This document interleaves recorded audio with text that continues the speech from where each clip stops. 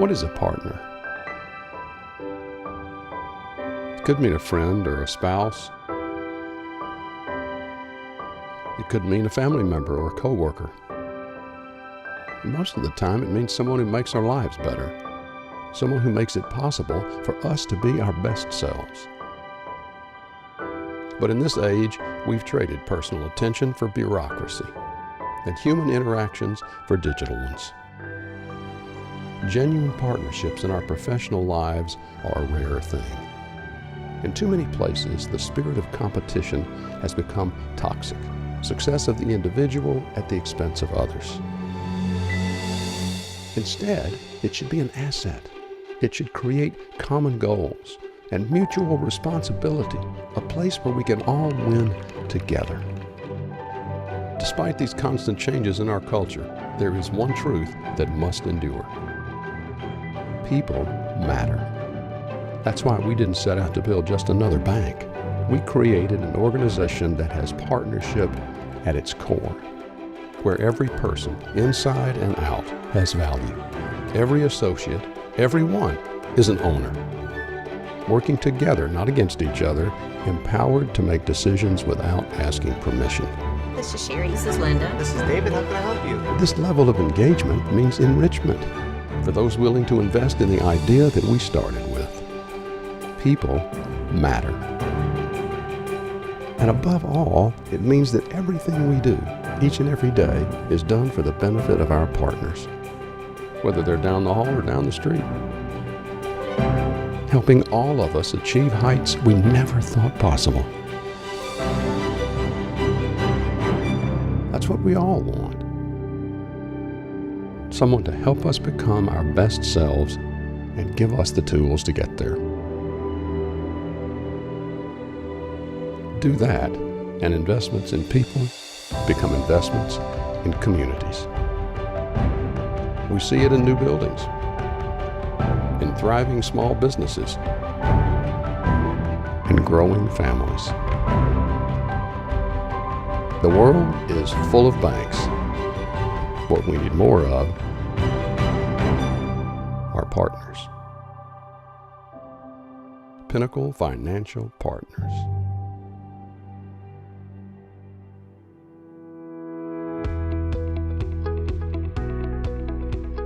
My name is Chase Salas. I'm a past chair for Murfreesboro Young Professionals and excited to see all of you here today.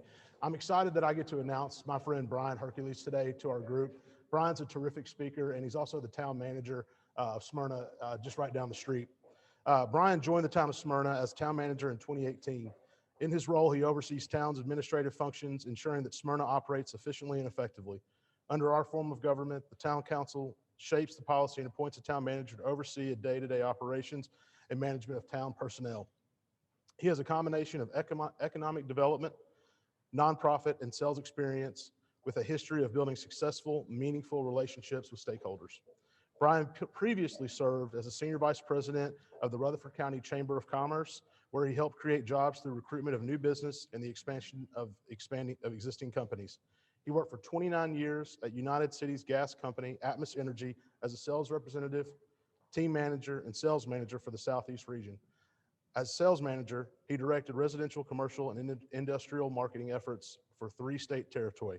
In 2009, he left Atmos to become president, chief executive officer of the United Way in Rutherford and Cannon counties.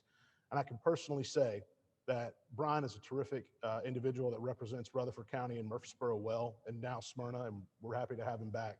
I can also say that he's a card shark. If you've ever played poker with this guy, if you lose and go out, you're the dealer that has to deal for the rest of the game. And let me tell you, it's a pain. But without further ado, I'm going to introduce our friend Brian Hercules. Thank you. Thank you, Chase. Thank you, sir. Thank you. Can everybody hear me okay? My voice tends to carry, so I don't know how I am on video. Hi, everybody in video land. It's kind of a unique situation. I just want to say to start with, I was shocked when Denise called me and asked me to do this. I promise you, I'm not a public speaker. I'm a better manager than I am a public speaker. And I thought long and hard. She said that one of the things she wanted to do this year was kind of change up a little bit. And instead of just having us come in and talk about our community and tell you all the things. And that's the things I normally do. That's the things I'm good at, is telling you what's going on in the community, especially now in Smyrna. But she asked me, she said, you know, and let me tell you, I'm in awe with you, okay? I'm the old guy. I'm not going to be an applicant for the Murfreesboro Young Professionals, but I love this organization. I love the excitement. I love the energy. I love the passion that you're bringing to our community. I had the pleasure of being part of a young professionals group starting up in Columbus, Georgia a few years ago. Again, I was too old to be one of them, but I was, through the Chamber of Commerce, had the ability to help develop that program. And I'm just, you know, I just say how much I appreciate what you guys are doing, and I see your work in the community. I see your influence in the community, and it's wonderful. So going back to my original comment, though, when Denise said, you know, we'd like for you to take a book maybe that you've read and share your impact, share how it's impacted your life. And I really thought about it long and hard. I went, you know, this is the young professionals. So they're going to want to know about anything Blanchard's written or anything John Maxwell's written or somebody, you know, one of these, except my friend and author over here, Pete Adams, of course. And I've read all those books. I've read Good to Great. I've read Who Moved My Cheese. I read a book one time that said I didn't even know I had cheese. I don't know what it was. You know, and those are all those typical business books. Those are those books that we read and we get enthralled and we get energized and we go, hey, I'm fixing to change the title on my business card. I've read that book now and I'm charging forward. I'm getting a new suit. I'm trading in that Timex for a Rolex. I'm doing all these wonderful things, you know. And I've been through a lot of classes and I've read a lot of those books, and there's nuggets in all those books. I would highly recommend. One of my favorite is a book by John Maxwell called There's No Such Thing as Business Ethics. If you ever get a chance to read that book, look it up and read it. Because folks, there is no such thing as business ethics. Because ethics is ethics, no matter if it's business or personal. But when I've really studied on what book I wanted to share and a book that's impacted my life, I came up with this one, and it's probably a book none of you have heard of. Maybe one or two of you. But this book was written by an author named Randy Pausch. It's called The Last Lecture. What makes any book great? They make a movie out of it, right? Well, they didn't make a movie out of this, but if you're too lazy to read the book, there is a YouTube of this lecture. So I count that as part of. Randy Pausch was a young man that had a lot of dreams. He was a man that grew up in a wonderful Christian home. He had a lot of opportunities. His parents were very innovative in allowing him to do some things, use his imagination. He grew up with a lot of dreams, from everything from being an NFL football player to being a rocket scientist to being a spaceman to being many, many things. And his parents never squashed his dreams. They allowed him to do things.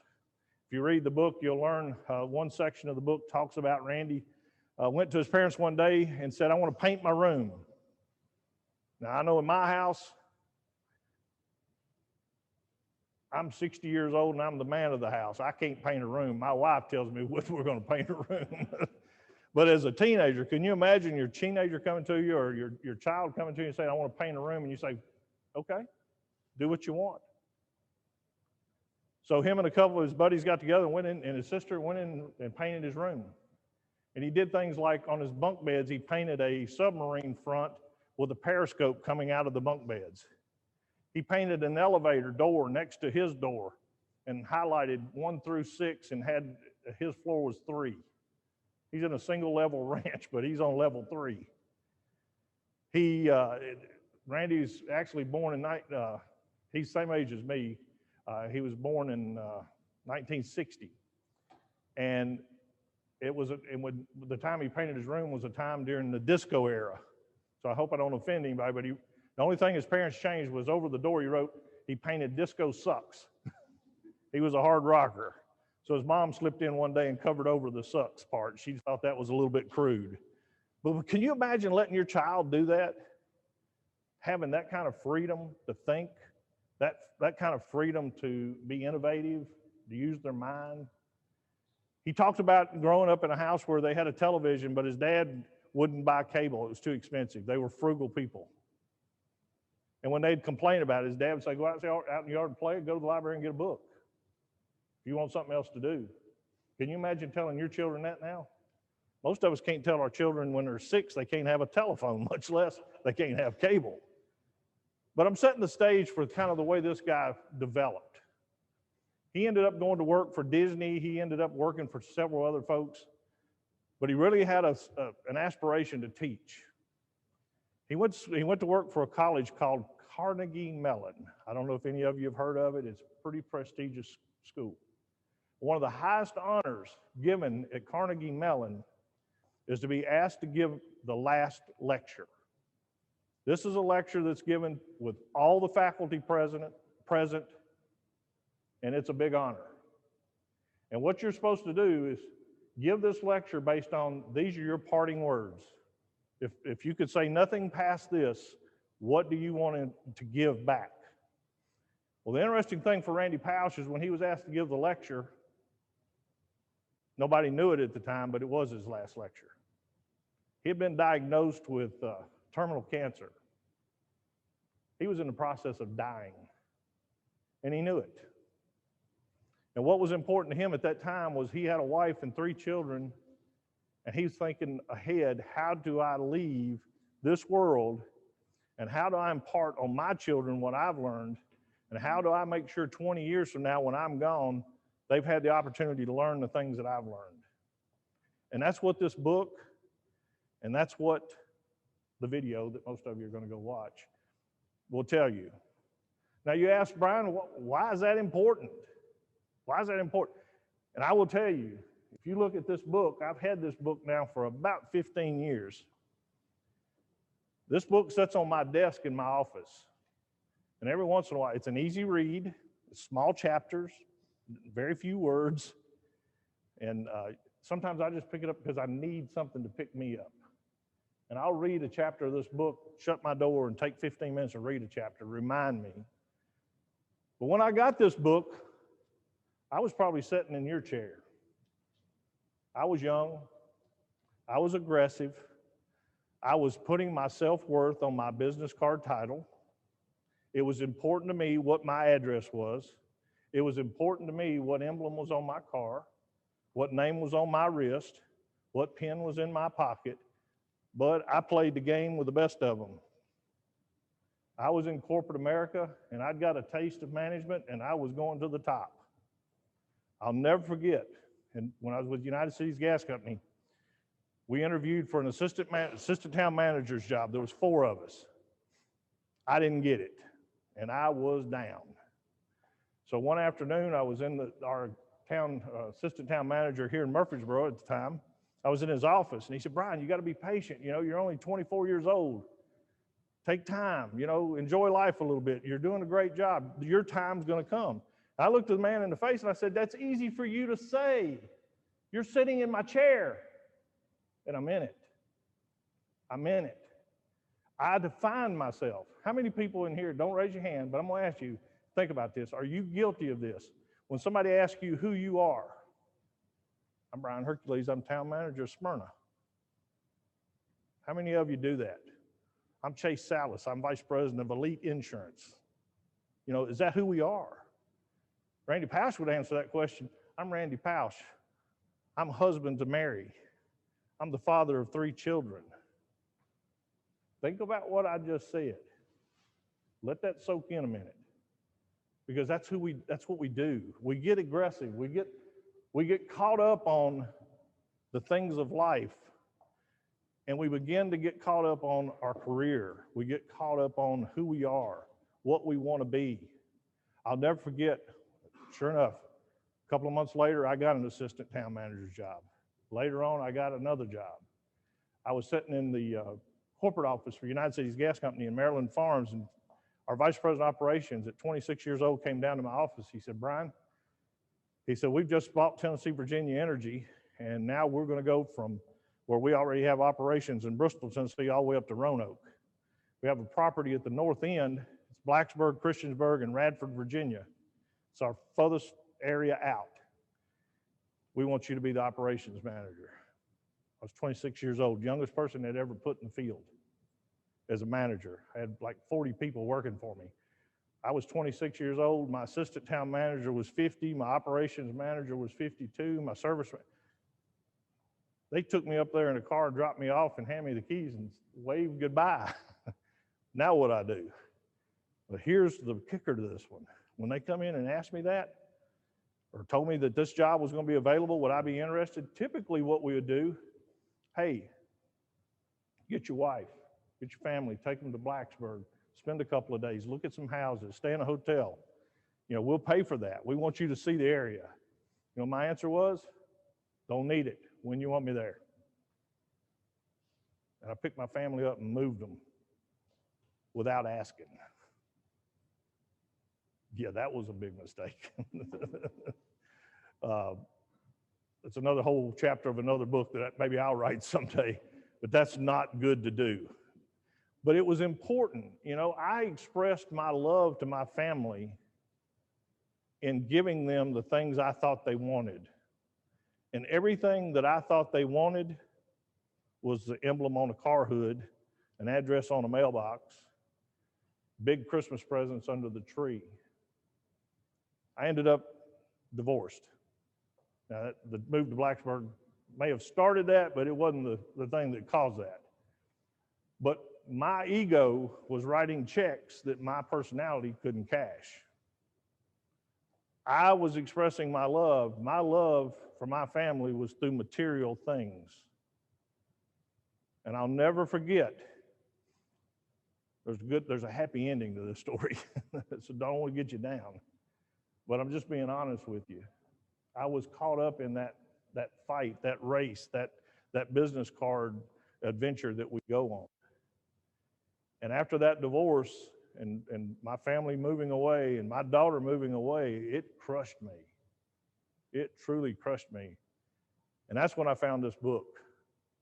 It helped me balance a lot of things in my life. It helped me understand that it's okay to have desires. It's okay to have, things you want to achieve in life, but you have to balance those. And I learned to be a better father to my daughter. Didn't reconcile with my wife, but God blessed me later on with another opportunity. I didn't mess that one up. Every job that I've taken since, it's been me and her sitting down at the table talking about it because we come as a team. I learned that lesson the hard way. I don't know if I'm conveying to you what I want, but what I want you to understand is it's okay, to have those things that you want to achieve in your life, but you've got to bring a balance to it. Randy talks about, and I love this one part of the book, and I apologize up front. I want to share with you. The title of this chapter is called Pouring Soda in the Back Seat. It's chapter 15 of this book. If any of you have read it, you'll know what I'm about to talk about. Randy knew at an early age that it was more important to spend time with people and build relationships than it was to garner those material things. He bought a new Volkswagen convertible, and this is back in the 80s, 85, a pretty strong purchase for a young man. He was not married, but his sister had 2 children, his niece and nephew, and he got very close to them. He was, as he calls himself, the fun uncle that would show up once a month and do something that we're not going to tell mommy we did while we're out with Uncle, Randy. So he shows up in this new convertible, and his sister is going ballistic. These kids have got in the back seat, and they're putting their feet on the seat, and they're doing all these things. And he's like, stop. Quit getting onto the children. It's just a car. It's going to get dirty. Don't ruin my time with my niece and nephew because they're going to be so scared that they're going to do something wrong while they're in the car with me. And he reaches over and picks up a pop. He calls it a pop. A soda, opens the can and begins to pour it out in the passenger seat. He said, look, this will all clean up. Leave it alone, And I think to myself, how many times have I, with my children or with my wife and those kind of things, overreacted to issues at the house or put my work ahead of something I needed to do at the house? I I had a great job with Atmos Energy. I traveled the Southeast region for about 20 years. I literally 18 days a month was on the road. I would leave on Monday morning. I get back on Friday night. When you live a life like that, I don't know if any of you travel. When you start doing that for 18 days a month, let me tell you something. When you get home on Friday night, Saturday morning, you get up and mow the yard. You do the laundry from the week. You fix all the things around the house that's gone wrong that week. And there's little things that I learned. I'm just giving you some advice. I would be on the road all week. I was on expense account. I was eating breakfast at a restaurant. I was eating lunch at a restaurant. I was eating supper at a restaurant. I was 5 days a week.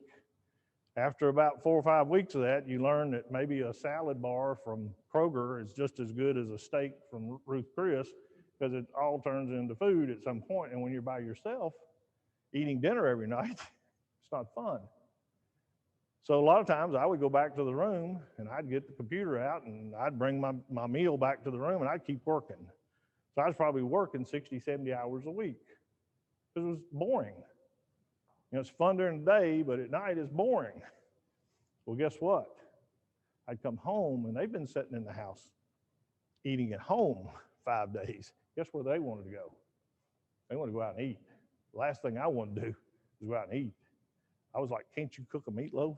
Is there any way we could put some pinto beans in the crock pot for Saturday? You know, I'd like to have a home cooked meal. It's about aligning yourself with what's going on around you and being smart enough to understand that.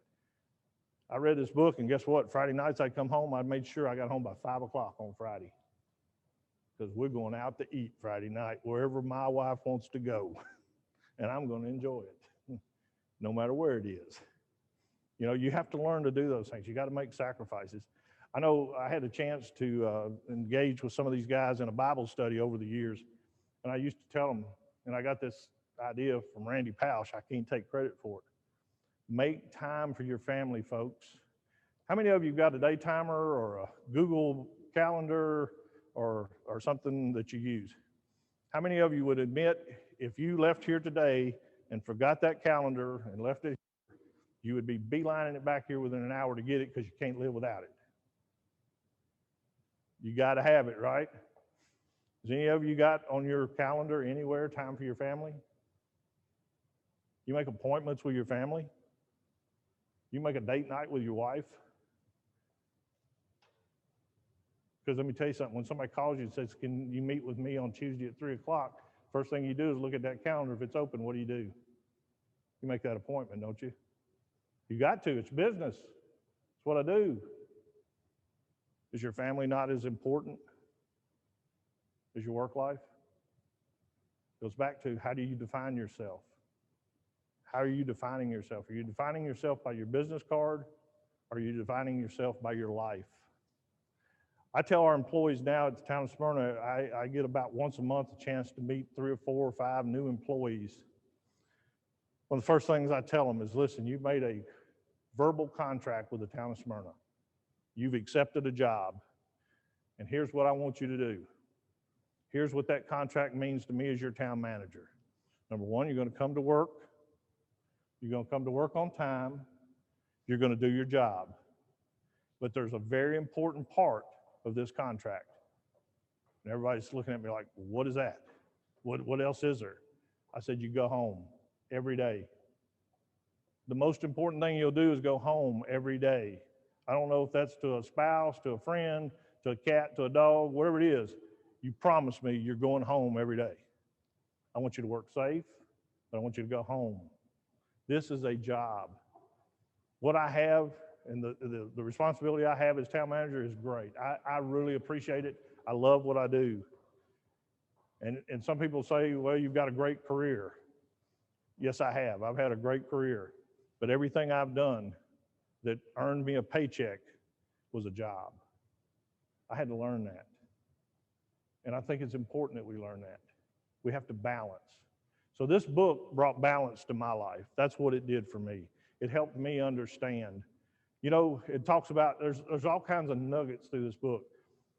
How many of you consider yourself a leader? This is where all of you are supposed to raise your hands just by. How many of you have had in your role, somebody call you in the office and kind of mentor you harshly? Didn't enjoy it, did you? Randy talks about a thing in leadership that really stuck with me. He was playing football as a kid, and maybe he wasn't doing as well one day at practice, and the coach got on him. How many of you been in that position on the football field? Coach got after you. How many of you thought real highly of that coach when you got done running those 2 extra miles when everybody else was in the showers or doing the 200 push-ups? This happened to Randy. And as he's coming off the field, everybody else was gone. One of the assistant coaches pulled him to the side and said, hey, and I can't remember the coach's name, I apologize. I'm going to say Coach Chase. He was pretty hard on you today, wasn't he? Yeah, I don't appreciate it. He said, let me tell you something. The coach was hard on you today because he cares. You ever thought about that in leadership? Somebody got on you because they care. They know you're capable of more. They know you're capable of something better, and they're not going to accept you slacking off. You ever looked at it that way? Most of us don't. We put up that wall. We get defensive. We don't want coaching. With my folks now that report directly to me, I'll go to them sometimes, and that's the word I use. You got a minute? Oh, yes, sir. Can I coach you? Can I share something with you?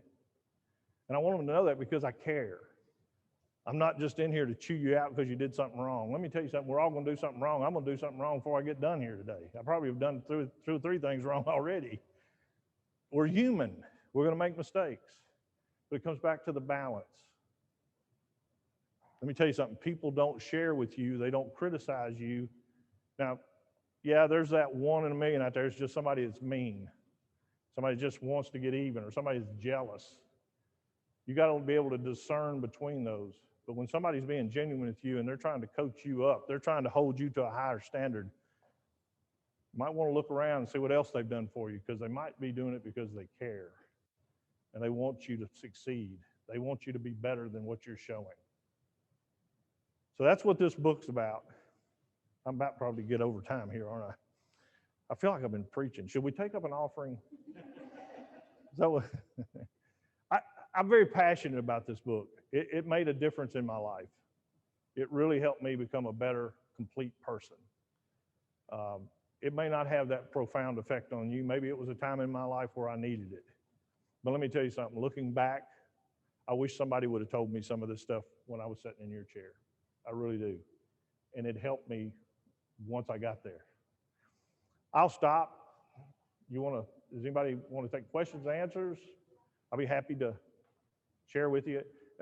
Chase read my somewhat resume of jobs. I was going to tell you guys, it's not that I can't keep a job.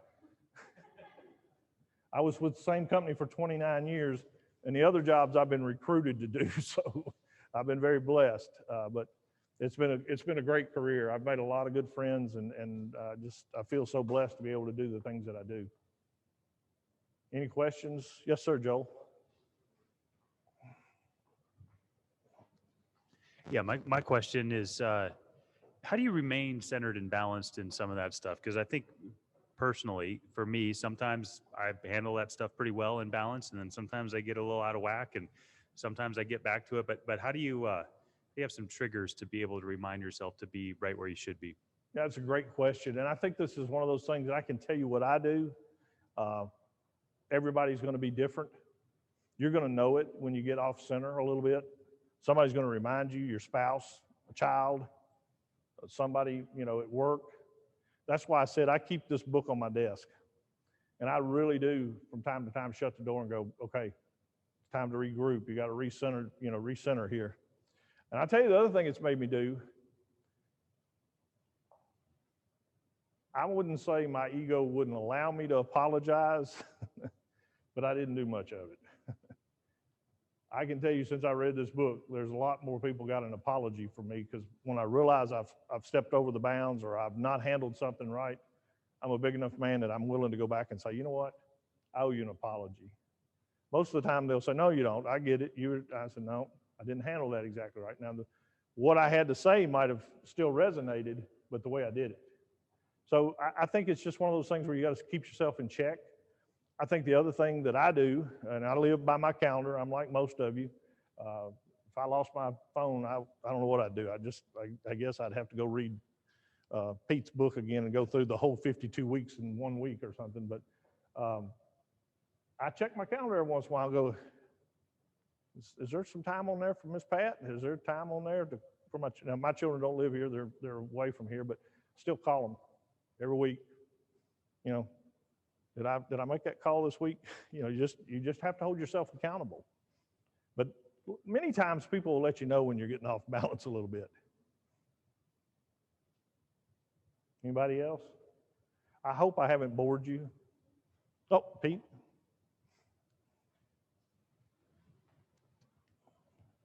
Would you consider the greatest sales achievement in your career to be talking Miss Pat into marrying you?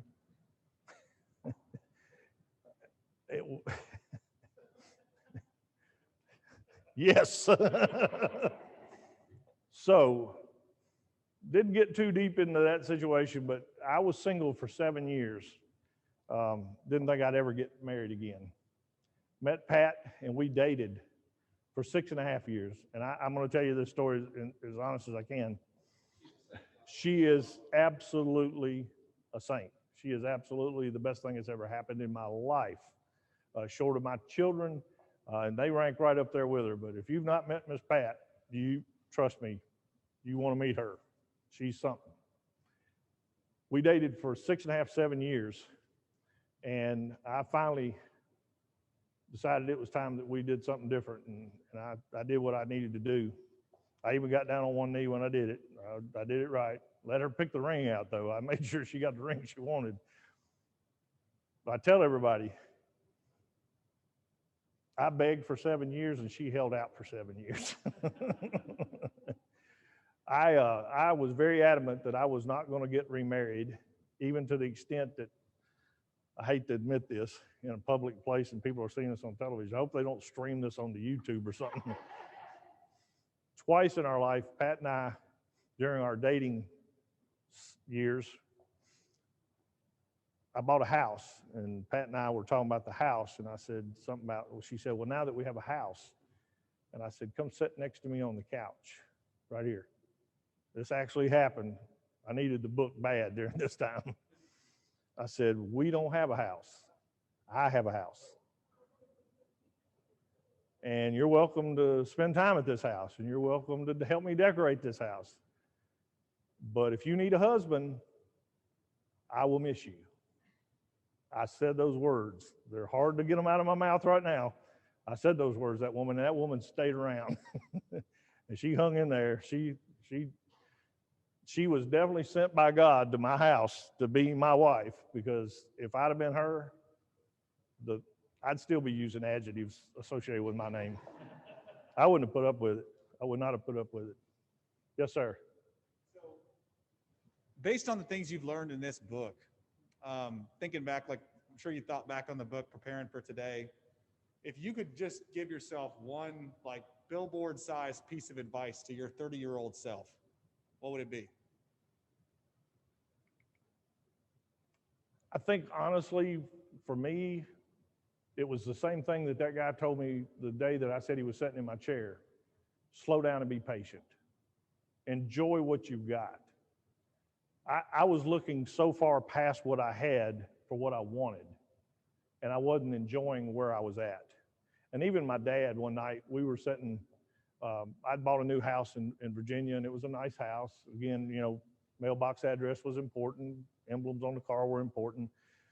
My dad and mom came up. My dad, a great man, one of the hardest working men I've ever, in fact, my work ethic comes from him.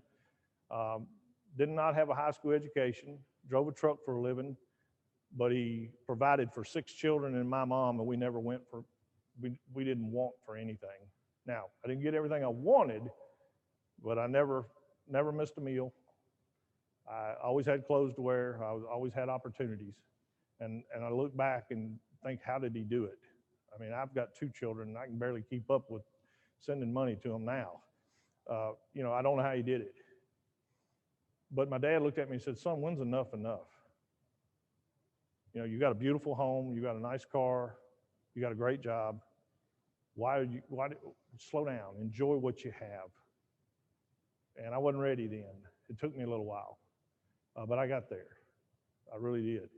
And I will be honest with you, there's things in my life today that one time in my life were the most important things I would ever do, and they're not as important anymore.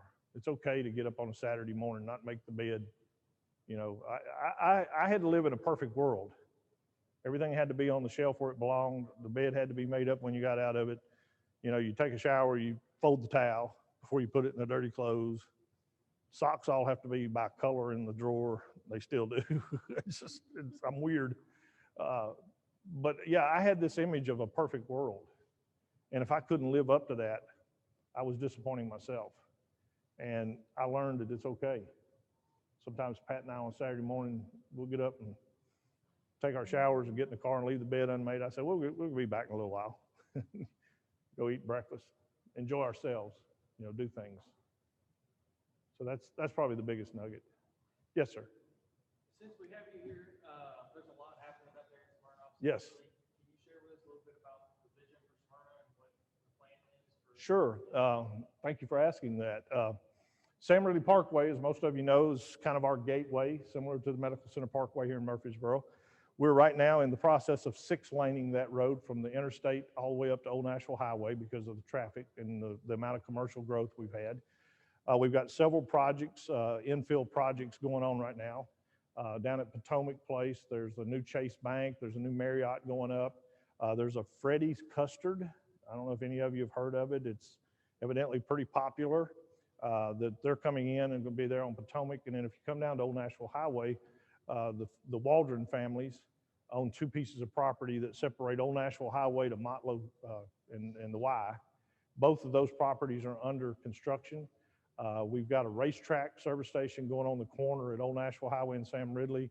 We just last night approved 1,300 apartments that'll be built over the next probably 7 to 10 years. It's a combination of the Waldrons working with TDK, who did the apartments in front of Embassy Suites. It's a real nice high-end. They came in and changed it from a R6 zoning to a PRD. So it's going to be a very similar product to this down here, high-end stuff. So very excited about that. Downtown, if you come through Lowry Street, we've just finished a new park, Zama Park, that's tied to our sister city with Zama, Japan. We're trying to infill with some green space down there and revitalize the downtown area. We just got a permission, or I should say funding from TDOT. We'll be doing a streetscape there on Lowry Street at the Depot District. We also just did an addition to the depot where we've got a stage area over there and some stuff. So a lot of stuff going on. One of the most probably biggest projects for us, 2 things. The largest project the town has ever undertaken in as far as our own investment, we're doubling the size of our wastewater treatment plant. Now that doesn't sound like anything that impresses people, but it's because of our growth. We literally are growing that fast. We have close to 4,000 building lots on record right now that have been approved for new construction of homes. Excuse me, people are building faster than we can get lots ready for them. The other thing that we just got approval for with TDOT, Highway 266, which is Jefferson Pike from Nissan Drive at the Gillsville out to 840, kicks off March the 1st. We'll be 5-laning that road all the way out to the interstate. We'll be getting utilities out there, which will make that just blow up. And I don't know if you've seen it, Smyrna Ready Mix has already got a 5-story building. I had the privilege of attending their topping out luncheon. Yes, right there at 840 at Jefferson Pike. They're building a 70,000 square foot 5-story building. It's going to be their corporate office. They'll be moving out of Nashville back into the Smyrna area with their product. So pretty exciting stuff. So what's the plan for the old downtown area? Y'all trying to get more business out there? We're trying to get more business, trying to get people in, we just changed last night to allow in Smyrna to do any kind of brewery or wineries. It had to be an industrial area, so it was going to be hard to get somebody to bring a microbrewery and restaurant to the downtown area. We've changed that. So we're doing some things with ordinances, that type of stuff.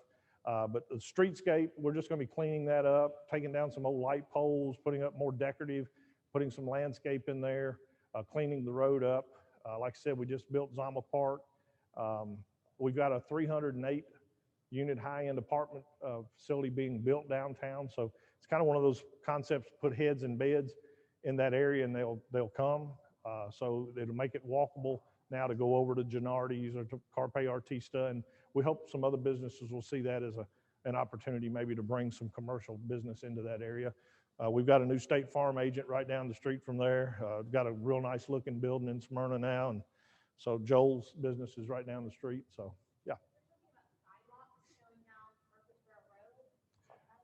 We do have a grant request into TDOT to extend from the Pinnacle Bank all the way back up to Enon Springs with sidewalks, and then from Pinnacle going south down to Harts Branch Bridge, try to get sidewalks in, yes. Okay. Anybody else? Thank you again for allowing me to come. I appreciate the opportunity.